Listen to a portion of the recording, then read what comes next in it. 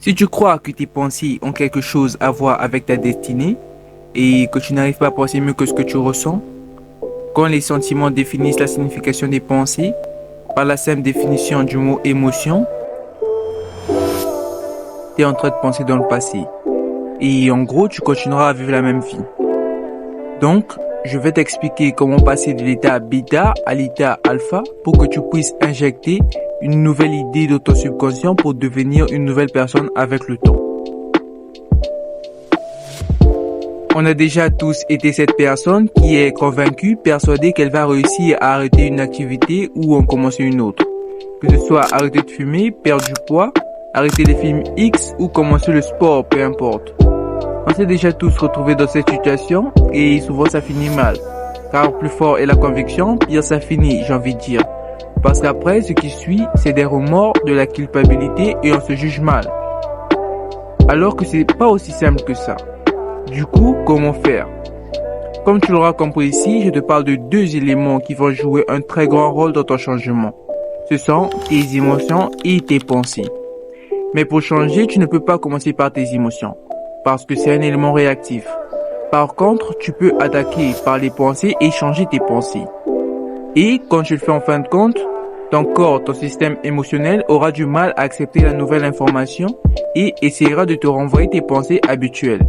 Et ce sera à toi de faire l'effort mental de ne pas accepter cette information transmise par les émotions aux pensées, puis renvoyer le nouveau message.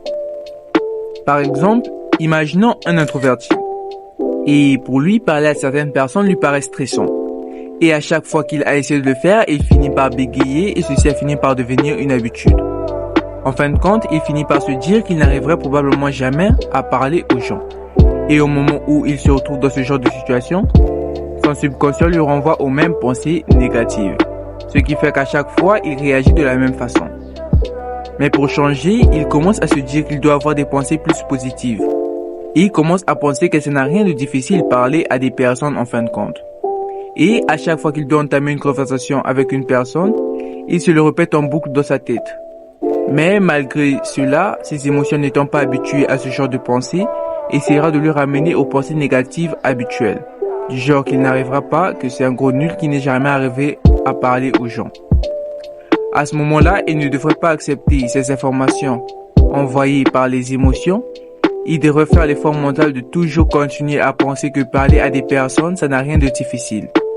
Et progressivement, avec ce genre de pensée, il arrivera à parler à des personnes. Et au fur et à mesure qu'il fera cet effort, son subconscient s'habituera à cette nouvelle façon de penser. Et il s'habituera à parler à des personnes. Si tu veux vraiment réussir à changer, il te faudra premièrement avoir une raison valable pour justifier le nouveau message transmis aux émotions et deuxièmement la volonté. La discipline d'arriver à renvoyer le nouveau message jusqu'à ce que cette nouvelle habitude de pensée et cette nouvelle habitude émotionnelle soient intégrées dans ton système. Imagine un instant. Tu te balades tranquillement puis tu tombes sur une fille qui te plaît. Tu décides de lui parler et au moment de l'aborder, tu commences à t'imaginer plein de pensées négatives. Comme, et si je la dérangeais, et si je m'exprime mal, et si elle me rejette et autres. Puis, à force de penser à cela, tu finis par abandonner. Peut-être pas dans tous les cas, mais une chose est sûre. C'est que si tu es continuellement dans des pensées de stress, tu vas augmenter tes hormones de stress. Si tu es constamment là à penser au pire scénario possible, ta peur va augmenter et à chaque fois que tu revivras la même situation, ton système te renverra aux mêmes pensées et aux mêmes habitudes émotionnelles négatives. Par contre, si tu es constamment là dans des pensées positives, il se passera exactement le contraire. Tu auras plus confiance en toi et au moment de la situation, ton système subconscient te renverra des pensées et des émotions positives.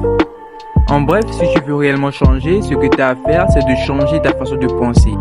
Et tes émotions changeront ensuite avec le temps.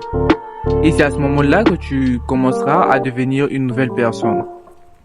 Mais la plupart des gens pensent qu'ils ne peuvent pas contrôler leur état émotionnel. Tu dois savoir que tu n'es pas uniquement un récepteur, mais aussi un émetteur. Tu n'es pas aussi un spectateur, mais le propre acteur de ta vie. Donc, c'est à toi de décider ce que tu veux devenir.